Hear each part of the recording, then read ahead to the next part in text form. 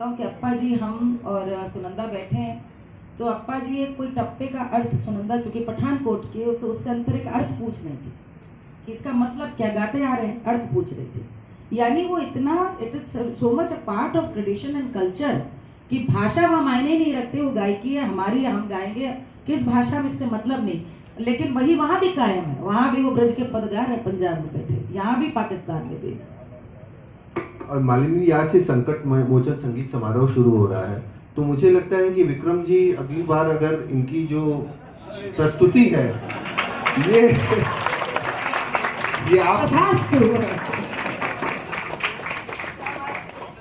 अब आखिरी प्रश्न पे आऊंगा क्योंकि अब ऑडियंस है, कुछ सवाल उधर से होंगे, लेकिन ये जरूरी हो गया मेरे लिए आखिरी प्रश्न। जो सारी चर्चा चली है विक्रम जी, और शायद पुस्तक से थोड़ी हट करके, डीकॉलोनाइजेशन, वो बहुत छोटा चाहूंगा आपसे, मैं ज्यादा आप पे दबाव नहीं डालूंगा। डीकॉलोनाइजेशन ऑफ हिस्ट्री, सोसाइटी तो एक पार्ट है, तो डीकॉलोनाइजेशन ऑफ हिस्ट्री, ये हिस्ट्री पे जो एक मार्क्सिस्ट कंट्रोल हम कहेंगे, बिकॉज कहीं ना कहीं वो हिस्ट्री नहीं हो कि कंट्रोल है, कंट्रोल मैकेनिज्म है।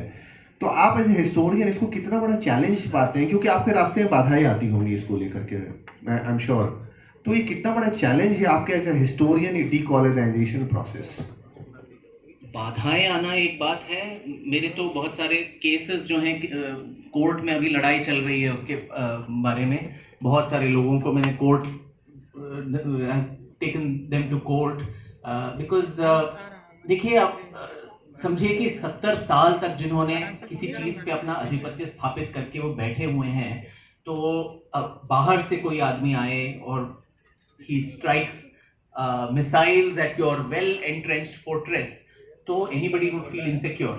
So the repercussions are, multiple. So they will try to make allegations against you. आप पे व्यक्तिगत टिप्पणियां होंगी, आप पे character assassination. We are all working on somebody's payroll. किसी के कहने पे, किसी राजनीतिक पक्ष के कहने पे, ये सारी चीजें बहुत सा, और to discredit the work that you do. खून पसीना एक करके हम अपना काम करते हैं, पर इस पे भी लांछन लगाए जाते हैं कि ये गलत है, वो गलत है, बहुत सारी चीजें।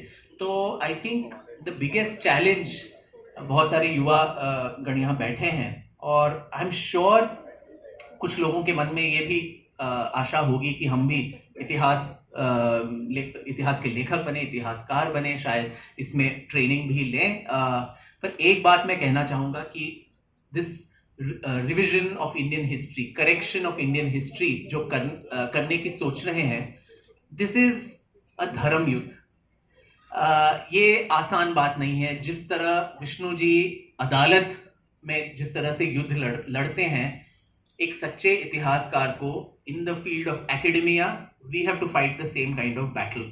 तो मैं भी, क्योंकि there's an artistic element also to me, I would feel very upset before कि लोग, why are people getting so personal attacks on somebody you don't even know? पर बाद में अभी मुझे पता चला है कि to be a good historian you have to grow a thick hide, you can't be sensitive।